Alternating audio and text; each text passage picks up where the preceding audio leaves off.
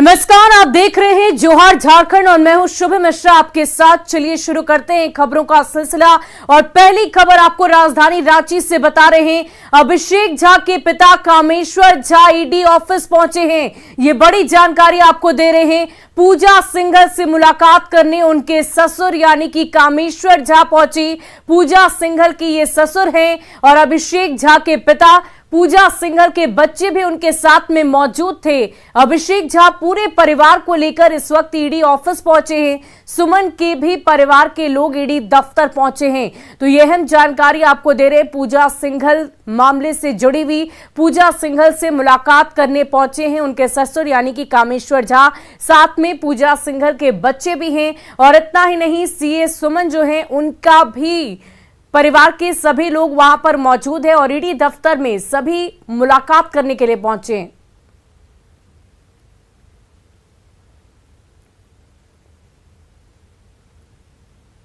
और ईडी की कार्रवाई पर एक और बड़ी खबर आपको बता रहे हैं। आईएएस पूजा सिंघल जांच मामला अब राजनीतिक गलियारों तक पहुंचा और इसकी आंच भी राजनीतिक गलियारों तक पहुंच गई है।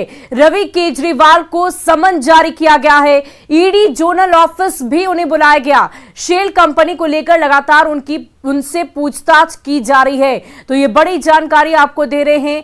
पूजा सिंघल जांच मामले को लेकर अब ये आंच जो है वो राजनीतिक गलियारों तक पहुंच गई है और इस वक्त रवि केजरीवाल से पूछताछ की जा रही है। शेल कंपनी से जुड़ा कुछ मामला है, उसको लेकर ईडी दफ्तर में इनसे बातचीत की जा रही है और भी अहम सुराग जुटाने की कोशिश ईडी की तरफ से की जा रही है।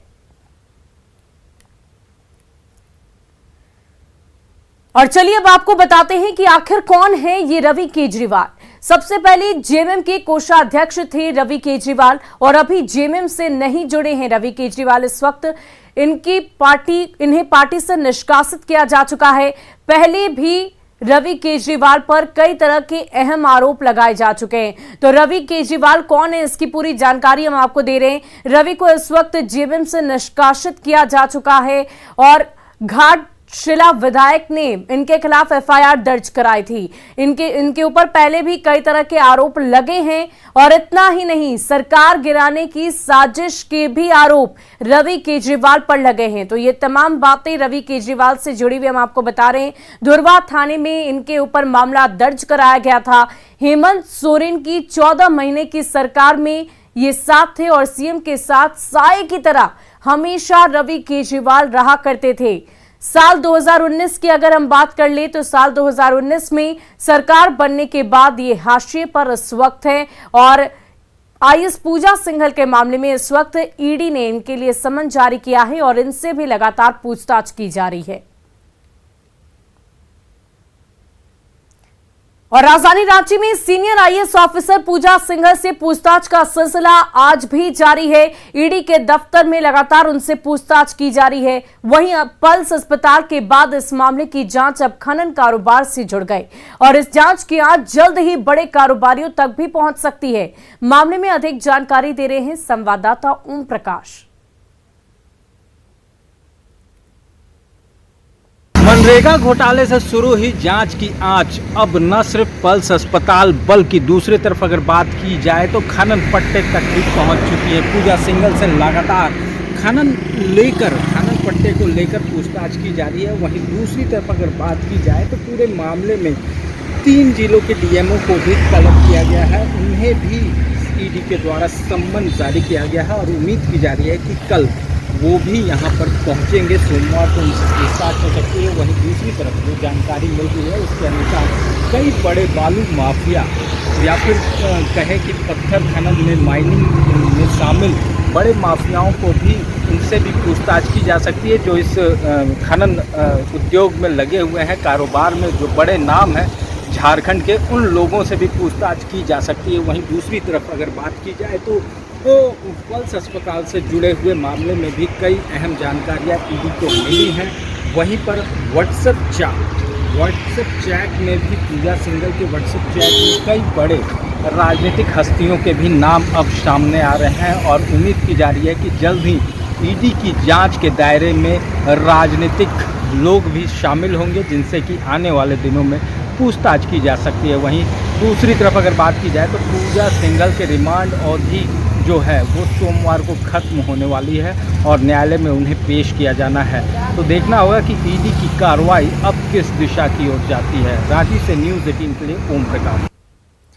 और मनरेगा घोटाले मामले में आईएएस अधिकारी पूजा सिंघल के खिलाफ ईडी की टीम दबिश करने में जुटी है। वहीं इस पूरे मामले में साल 2019 से ही हाईकोर्ट में सुनवाई चल रही है। मामले के मुख्य याचिकाकर्ता अरुण कुमार दुबे ने पहली बार कैमरे के सामने आकर न्यूज 18 को पूरे मामले की जानकारी दी है। अरुण कुमार दुबे से एक्सक्लूसिव बातचीत की न्यूज 18 संवाददाता संजय कुमार सिन्हा ने।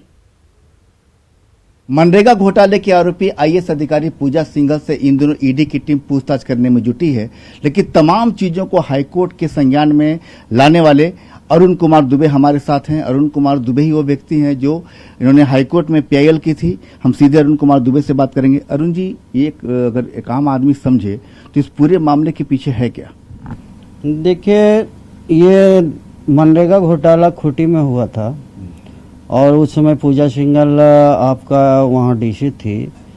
उस समय एक एनजीओ को इन्होंने पैसा देके जो पैसा दिया और वो नियम के विरुद्ध था। बहुत सा पेपर ऐसे थे जिसमें कुलकर्णी जी को भी थे दिया, जांच के लिए दिया गया था। रिपोर्ट क्या दिए वो दिए तो मामला अलग है, लेकिन मैंने उसके बाद वहाँ से कोर्ट में जो एनजीओ के विरुद्ध में केस हुई और वहाँ मैंने कोर्ट से है सो डॉक्यूमेंट निकाला जिसमें है सो बहुत सारी चीज़ें उसमें प्राप्त हुई। उसके बाद खूंटी घोटाला यहाँ से वो चतरा खूंटी गई।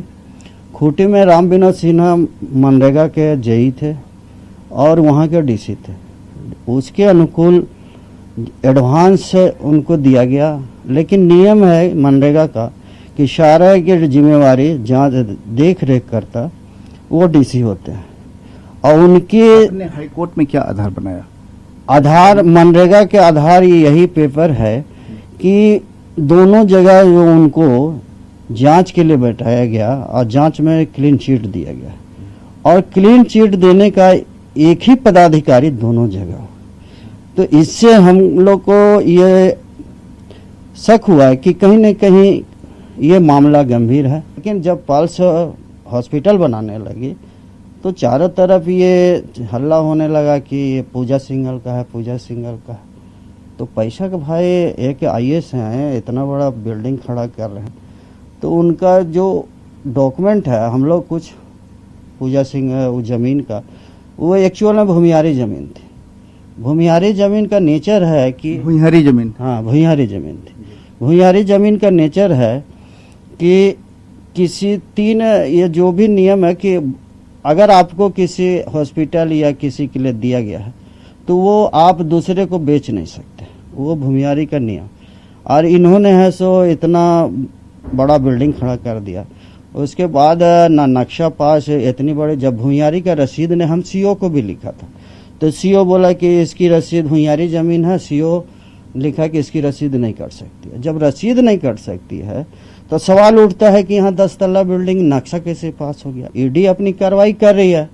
हमारा काम था कि इतने बड़े संज्ञान, एक आईएएस पदाधिकारी हैं और उन्हीं के ऊपर सारी जनता है और सारा चीज है सो उन्हीं पर निर्भर है। और इस तरह से अगर वो लोग करें तो बहुत बड़ी गलत तरीका है और छोटे पदाधिकारी फंस जाते हैं, बड़े निकल जाते हैं। फिलहाल पूरा मामला कोर्ट में है और ईडी की टीम दूसरी तरफ की जांच भी कर रही है। कैमरामैन संजीव तिवारी के साथ संजय कुमार सिन्हा, न्यूज़ 18 रांची। और देखिए, राजधानी रांची से आपको बड़ी खबर बता रहे हैं। 26 मतदान केंद्रों पर एक बार फिर से वोटिंग कराई जाएगी। दरअसल पंचायत चुनाव को लेकर यह अहम फैसला चुनाव आयोग की तरफ से लिया गया है। 16 मई को एक बार दोबारा से वोटिंग होगी। पहले फेज की वोटिंग में शिकायत के बाद यह अहम फैसला लिया गया। दरअसल कई जगह से गड़बड़ी की बात सामने आई थी, शिकायतें सामने आई, जिसके बाद चुनाव आयोग ने यह फैसला लिया है। तो यह अहम जानकारी आपको बता रहे हैं। पंचायत चुनाव से संबंधित यह बड़ी खबर है। 16 मई को एक बार दोबारा से चुनाव कराए जाएंगे।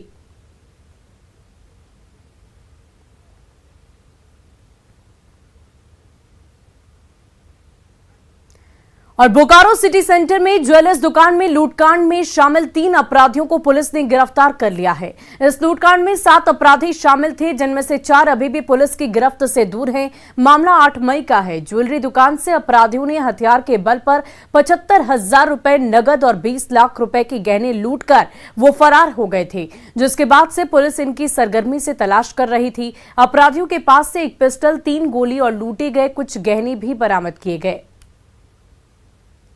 मई 2022 को सिटी सेंटर के गणपति ज्वेलर्स में लूट की घटना की गई थी, जिसमें पूर्व में भी 2 अपराधी को बोकारो पुलिस के द्वारा गिरफ्तार किया गया और अभी फिर 2 अपराधी गिरफ्तार हुए हैं, जिनका नाम विभास पासवान और दूसरे का नाम गुलाब पासवान है, जो इस पूरे लूटकांड में मास्टरमाइंड है और इसमें ये लोग यहाँ पे आए और योजनाबद्ध तरीके से।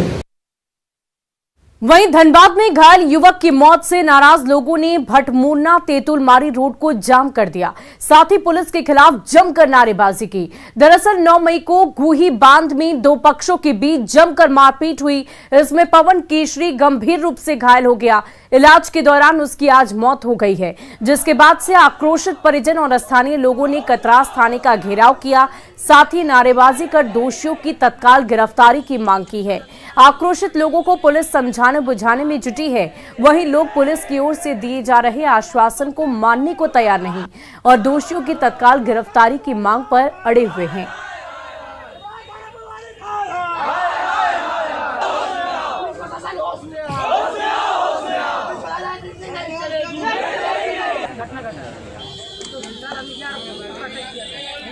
और पलामू के छतरपुर से बिहार के औरंगाबाद गई बारात हादसे के शिकार हो गई।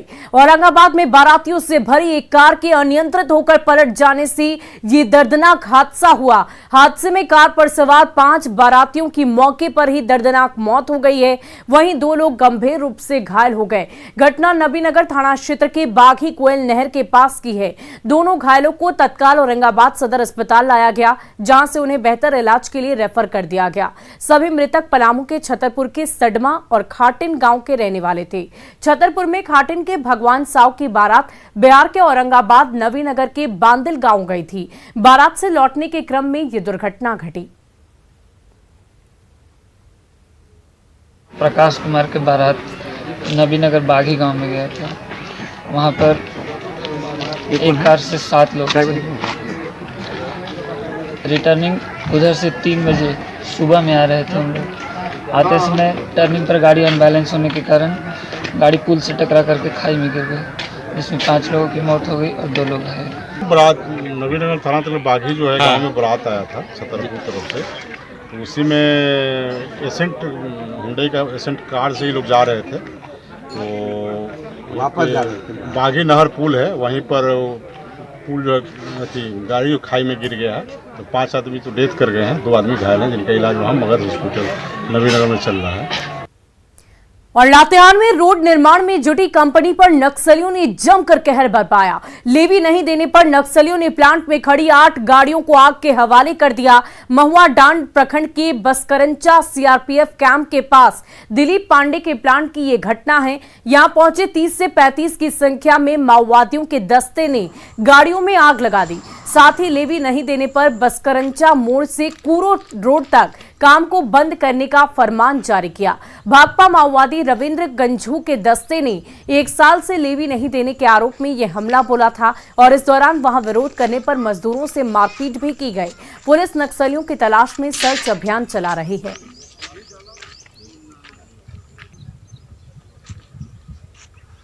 लाइट बंद करवाए, उसके बाद सबको यहाँ रूम से निकलवा के पूरा साइड इधर लिए बैठाने के लिए। मारपीट भी किया गया क्या? हमसे पर मार रहा था पहले। आपको मारा? कहाँ से मारा? डंडा से। डंडा से? सब हथियार में था क्या? इंजन जल गया। और क्या बोला वो लोग? कुछ बोला अभी काम बंद, सब खत्म, काम बंद का निर्देश दिया। और चलिए बढ़ते हैं अब अगली खबर की ओर। देवघर स्वास्थ्य विभाग ने श्रावणी मेले की तैयारियों को लेकर अपनी तैयारी शुरू कर दी है। सिविल सर्जन के साथ रेड क्रॉस सोसाइटी के अध्यक्ष ने देवघर पुराने सदर अस्पताल ब्लड बैंक का निरीक्षण किया। साथ ही श्रावणी मेले को लेकर सिस्टम को दुरुस्त करने का जोर दिया। श्रद्धालुओं की बढ़ती संख्या और इनके इलाज के लिए नए सदर अस्पताल के अलावा पुराने सदर अस्पताल में 30 बेड का अस्पताल चलाया जाएगा। रेड क्रॉस की ओर से खून किसी भी स्तर पर कमी न हो और इसे लेकर सभी जिले में ब्लड डोनर कोड के साथ ही ऑनलाइन ऐप की भी व्यवस्था किए जाने की मांग की गई थी, जिस पर सिविल सर्जन ने जल्द ही कार्रवाई का भरोसा दिया। ऑनलाइन एक्चुअली जो एक ऐप है जिसके माध्यम से दिखना चाहिए कि किस जिला में कितना कितना यूनिट ब्लड है, जो इस देवघर में वो चीज़ नहीं दिख पाता है। जो ये इसी को लेकर के और एक कोई हेल्पलाइन नंबर ब्लड बैंक पे होना चाहिए, जो कोई भी जनरल आदमी फ़ोन करके पता कर पाए कि ये ब्लड ग्रुप अवेलेबल है कि नहीं है। चलेगा ही। साथ में यहाँ ब्लड बैंक है, डायरिया वगैरह होगा तो आई हॉस्पिटल के नीचे बनेगा, तो उसकी व्यवस्था होगी। और ब्लड बैंक में जो है, जो भी ब्लड लेने आते हैं, जो देहात के हैं और बहुत निरीसा प्राणी हैं, ऐसे लोगों को कहाँ क्या करना है, कैसे ब्लड मिलेगा, ये नहीं